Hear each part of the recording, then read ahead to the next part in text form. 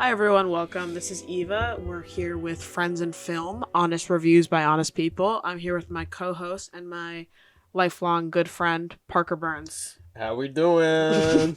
How we doing? You want to hear a fun story? Let's start off this episode. Yeah, let's start off with a nice fun story. How we doing? We just recorded it was the whole thing. It took 45 minutes. We recorded for 45 minutes a movie called I Came By, and basically we had because this is the first time I've used OBS for a really long time now, but this is the first time we had set up. We're using Eva's Mac for this podcast.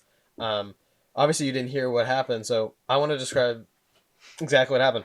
So we recorded it, and we had the output was on mute for some reason, and point being, basically 45 minutes it was just nothing. There's no audio, it's just nothing, and you can't get anything back.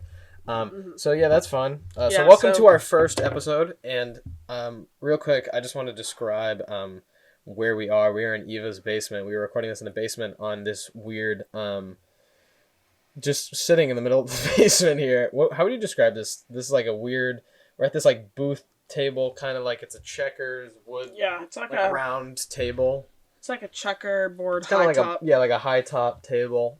It works. Yeah, it works. I think this is an awesome spot. We are just going to get started. Yeah, right into it. Just to kind of keep things quick. The Disappearance of Clifton Hill.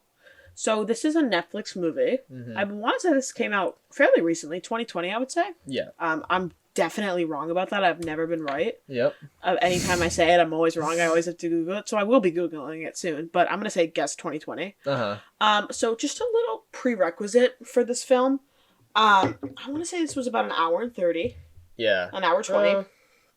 Yeah, it wasn't. I don't think it was your average Netflix I don't think movie. It was really long in runtime, but let me tell you, it felt long. Yeah. So this is about you know what, Parker? Why don't you give the prerequisites? Yeah. I know you were paying more attention than I was. Yeah, that is so true. This bitch was on her phone the whole time. I did remind her to get off her phone. So I'm a screenager. Yeah. So just saying, there will be so many spoilers. So for this podcast, we recommend you, if you're gonna really try to understand what we're saying, to watch the movie, because otherwise it might be very confusing. But I'm gonna start by giving a quick rundown of what this movie is. And we're not gonna be giving a ton of context, just because we're kind of expecting people to have seen it. We're expecting, and that's also not what this is. That's not what this is It's for. just us telling you what we think about it. We're not trying to give a summary. That's just annoying. No one wants to hear us for that long. Yeah, we're not real critics. Go ahead, Parker. So basically, this movie starts off, and we're in. I think it's a family, and there's the girl. Do you want to look up the character's name? Mm-hmm. Basically, the main character is this girl, and it's her as a child, as a kid, young girl, with her sister and her mother and her father, and basically they're out one day, and they're at Niagara Falls or Clifton Falls, whatever it's called. I think it's basically Niagara Falls, and she ends up going off, and so the main character is Abby. Thank you.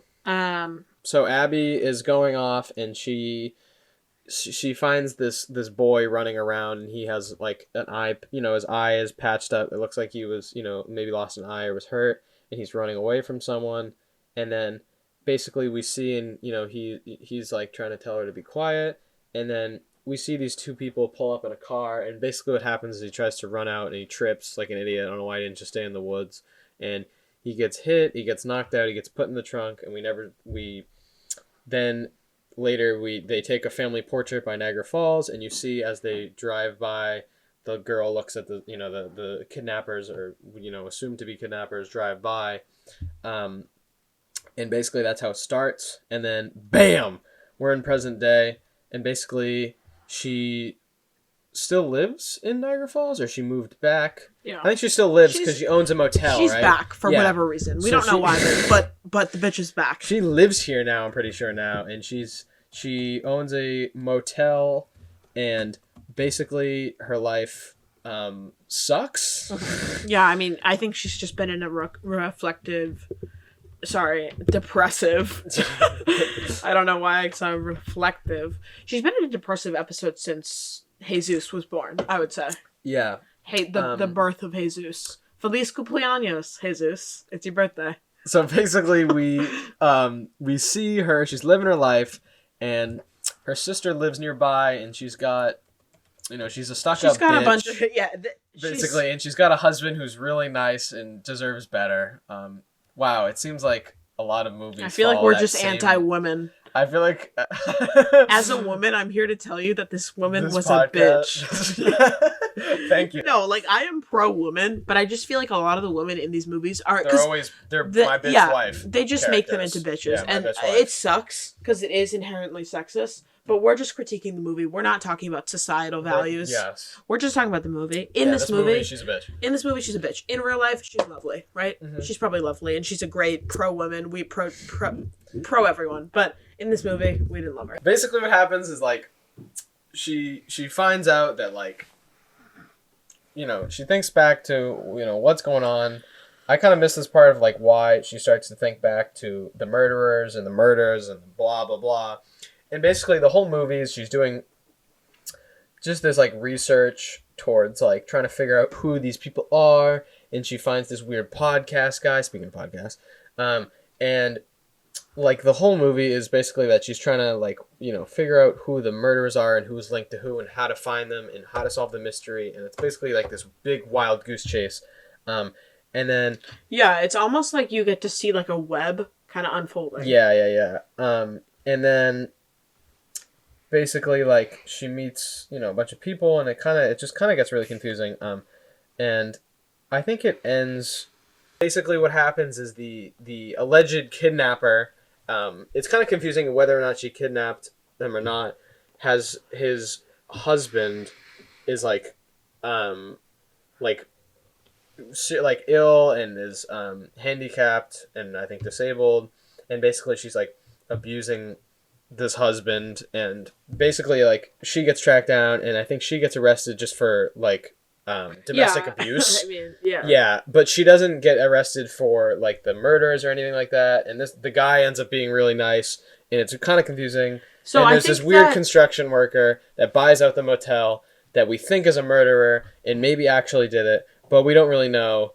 And then basically the end of the movie is that she's working at this hotel. I think the motel, maybe she's at a new hotel or something like that, and she's like the receptionist, and she sees this guy walk in with basically what is a eye patch on, and she's like, the guy's like, the boy's like, or the guy, I think this is supposed to be the boy in the beginning who was kidnapped, and he reads the headline about the person being arrested. Basically, what ends up happening is he's like, that guy was actually really nice to me, or that guy was actually really nice, or something. He doesn't say to me, but, like, that guy was, like, nice. And then we kind of think to realize that he wasn't actually kidnapped, and maybe he was helped, and maybe the construction worker was a bad guy.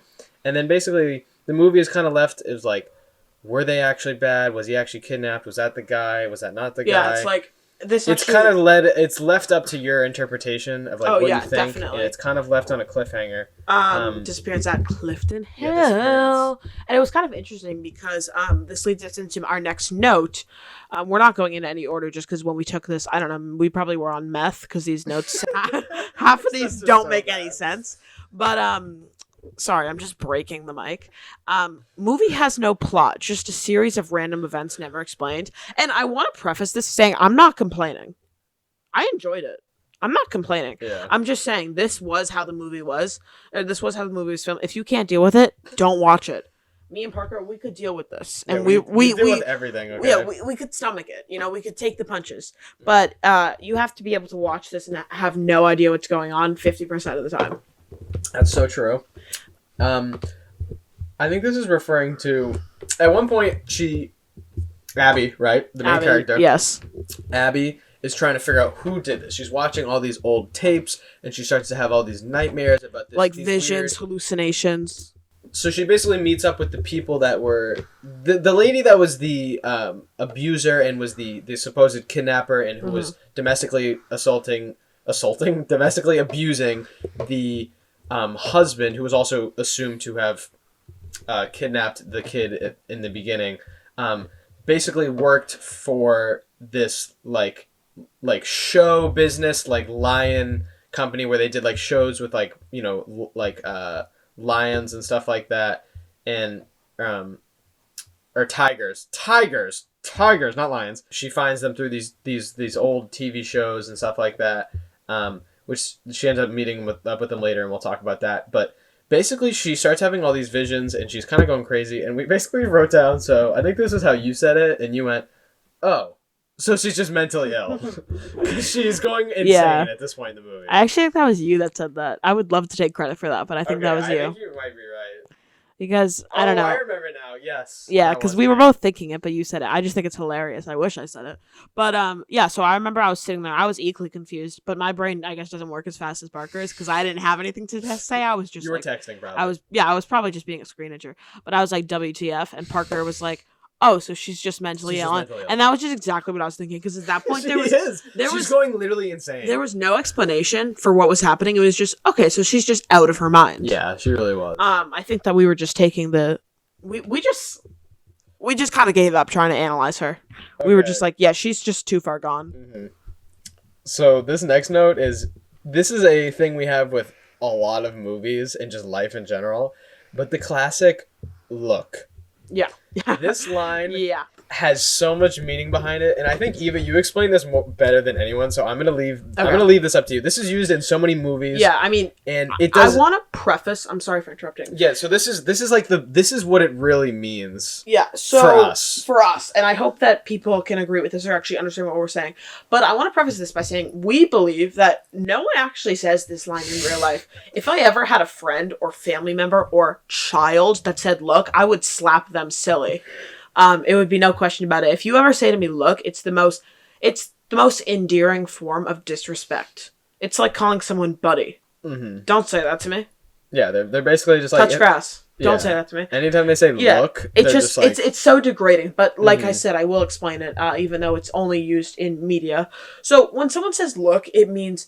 I don't care what you have to say. I don't care what you think. This is what I think, and this is the truth, and I'm right. Yeah. And I want to just stop. If anyone said that to me, if the president said that to me, I would slap them silly. Slapping Joe Biden. I hope that that's clear enough. Yeah. I think that's good. In any movie, if you say, look, I'm probably dropping that score another 10% after just for that one line. So I want to just talk about something actually Parker pointed out. This is so awesome, by the way. This is like good filmmaking right here. The ponytail and then the hair down. Those are two really This is the sister we're talking about right now. Yeah. Abby's sister. This is Laure. Her name is Laure. Yeah. Laure. Laure. I don't think I'm saying that right. But... she has, in the beginning of the movie, or Parker, you noticed it, why don't you just explain it? Yeah, so basically when she was a stuck-up prick and hated her sister, she had her ponytail up. And it's to kind of signify that she's like, she's very uptight, she's very like, she's very to herself, she's kind of like against everything, she's not really relaxed, you know what I mean? And then later on, when she makes amends with her sister, Abby, when she finally does... when they're getting along and they're talking, her demeanor is different, but to signify that she's kind of had this character change, instead of having the ponytail like she's had before, she has her hair down. She has it down, which is signifying that she's very open. She's kind of to her old self again. She's no longer, this bitch character, and she's, wanting to help and wanting to understand, and it's basically to signify her character's moral change, and I think this is fantastic, and this is wonderful, filmmaking. This is wonderful of showing of character change, and this is something that I think a lot of movies probably do, but a lot of them don't do as well as this. Yeah, and this movie does it, I think, really well. And and this movie is really, really emotional. So the next movie, this was just something we noticed overall, is that as we were watching it, maybe we were going crazy, the movie just gets quieter. The volume just goes down as the time increases.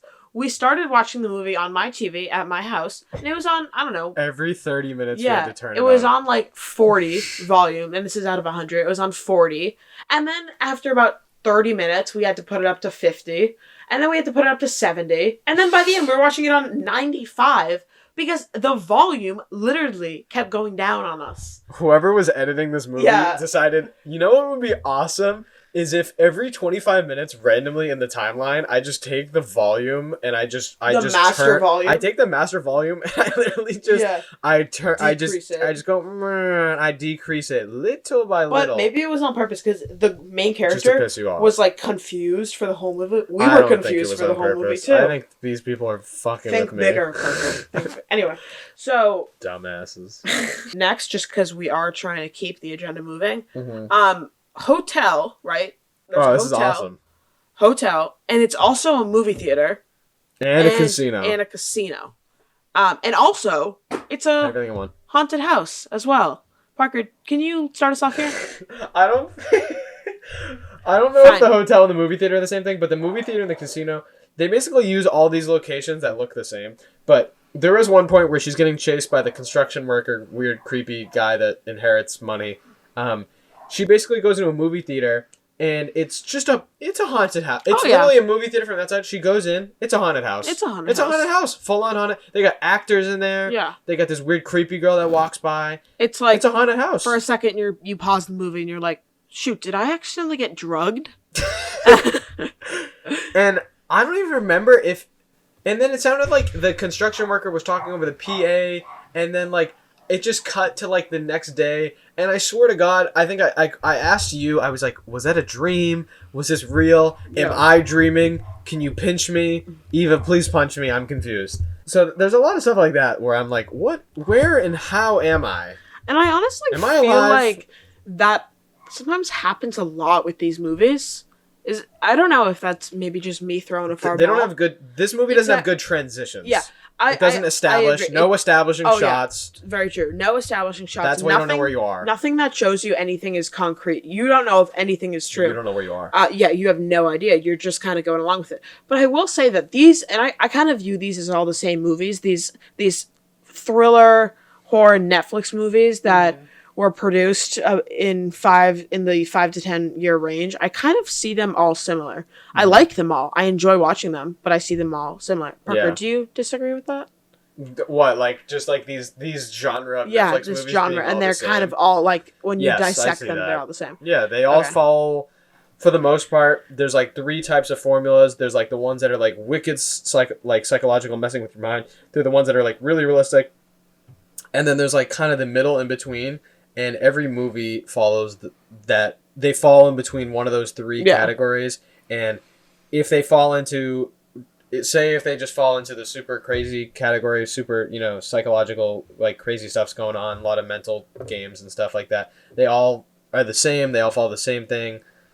Same thing with this type of movie, which is kind of in the middle. They all follow the same thing. And then even for the super realistic ones, they all follow the same formula, which is seen in so many action movies and so many things like that. But these movies, I swear to God, when you follow the same formula for all these movies, it's unlike an action movie that it's tolerable because it's fast-paced and it's action. When you have these slower-paced psychological movies that all, I swear to God, are the same thing besides where they are and what the main character believes and thinks. Exactly.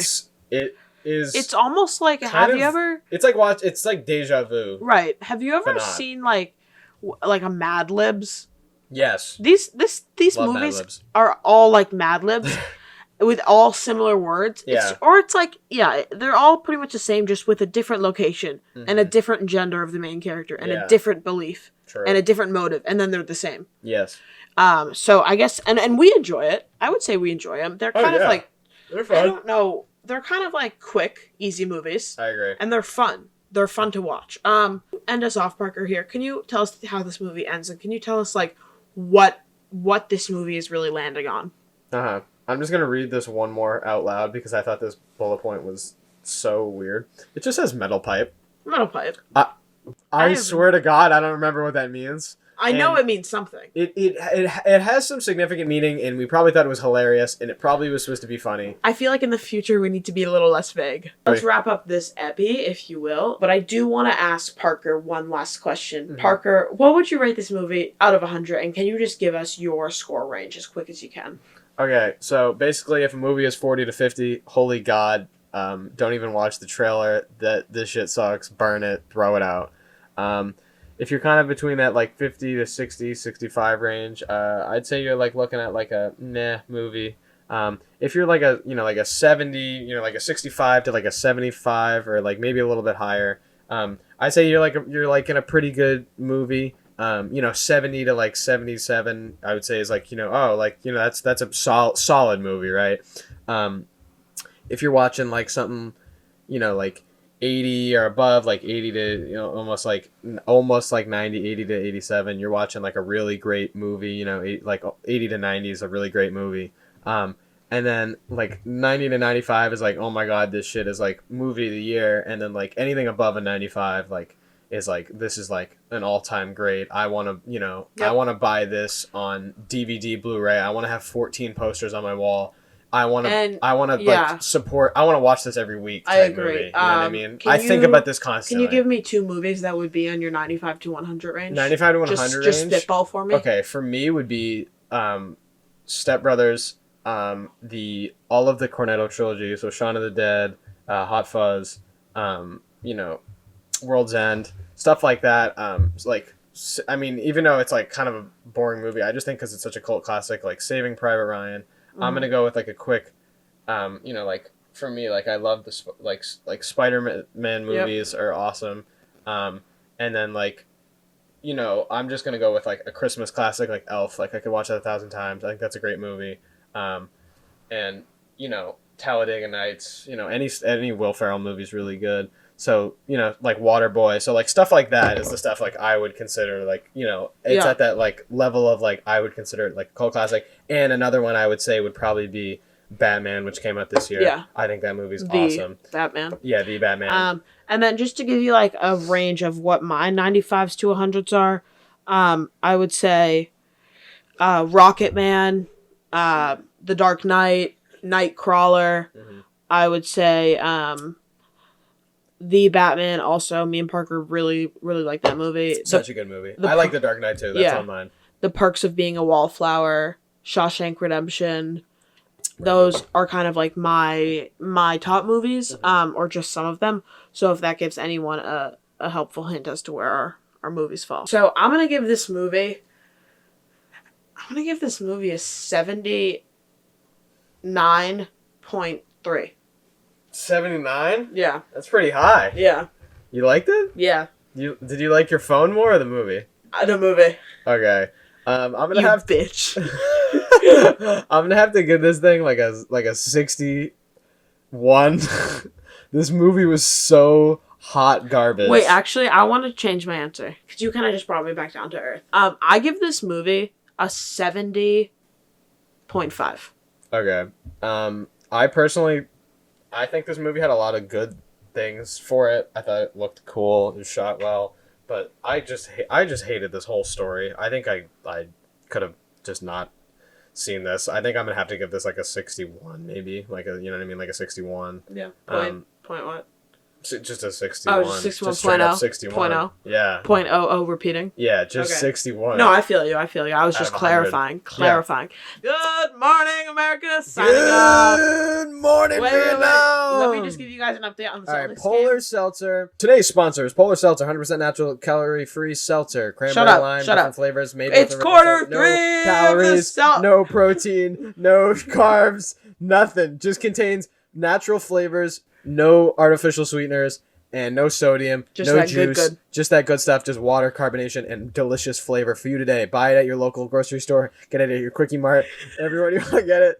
Shut up. Polar Seltzer, sponsored of this video, sponsored by Manscaped. Sorry. I want to give everyone a third quarter update on the Celtics. Right. Go green. Go green. Bleed green. What is it?